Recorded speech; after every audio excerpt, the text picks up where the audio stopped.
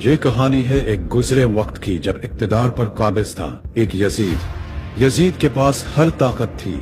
फौज, अदालत, इदारे सब उसके कब्जे में थे और उसके इर्द गिर्द थे कुछ अजीब मगर बद किरदार। एक 70 साल की बदसूरत औरत जिसने जादू से अपना चेहरा, जिस्म, आवाज सब कुछ बदल लिया और यजीद को अपने शहर में जकड़ लिया। यजीद उसी का होकर रह गया। उस नानी का बाप, नाम शरीफ, लेकिन एक पुराना चालाक चोर जो कौम की दौलत खाकर भी शराफत का लबादा ओढ़ लेता। फिर था बिल्लू रानी, चेहरा मर्द का लेकिन हरकतें, नाच गाना, अदाकारी सब किसी तवायफ से बढ़कर। फौज के जर्नैल उसी के दीवाने बन चुके थे। यजीद नानी का आशिक, जर्नैल बिल्लू का आशिक। नानी जादू से हुकूमत बचाती, बिल्लू नाच से फौज को खुश रखता। ये सब एक दूसरे को बचाते और कौम पर जुल्म करते। जो भी आवाज उठाता लापता हो जाता, जो भी सच बोलता बीमार हो जाता और जो भी राजा का नाम लेता उसका नाम मिटा दिया जाता।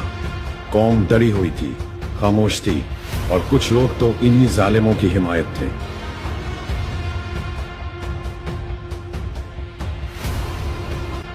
फिर आया राजा, ना खानदानी सियासतदान, ना फौजी जर्नैल, बस एक सच्चा उसूलों पर खड़ा शख्स जिसका दिल सिर्फ कौम के लिए धड़कता था। राजा ने यजीद के खिलाफ आवाज उठाई, सच बोला, शऊर दिया और खुद मैदान में उतर आया।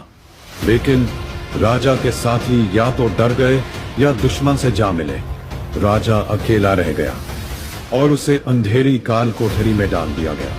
वहां उस पर तशद्दुद हुआ, दवाएं रोक दी गई, डॉक्टर ना मिलने दिया गया और उसकी बीवी को भी कैद करके उस पर दबाव डाला गया। लेकिन राजा हारा नहीं, जख्मों से चूर मगर नजरिए पर कायम। राजा ने हिम्मत न हारी, ना झुका न रोका और उसकी ये इस्तकामत कौम के कुछ नौजवानों को जगा गई। कुछ सरफिरे लड़के लड़कियां जिन्हें ना डर था ना लालच, उठ खड़े हुए। राजा के सच ने उनके अंदर आग जला दी और वो राजा के लिए जालिम फौज से टकरा गए। अब वक्त आ गया है फैसला कुन जंग का। एक तरफ है राजा और वो बाशऊर नौजवान जिनके हाथों में सिर्फ सच है। दूसरी तरफ है यजीद, नानी, बुल्लो रानी, शरीफ और वो पूरी फौज जो सिर्फ हुक्म पर जुल्म करती है। अब फैसला आपका है। तू अब बताए, कमेंट में अपनी राय दे। क्या कौम राजा के साथ खड़ी होगी या फिर यजीद और उसकी नापाक फौज फिर से गुलामी का दौर ले आएंगे? कौम को अब चुप नहीं रहना।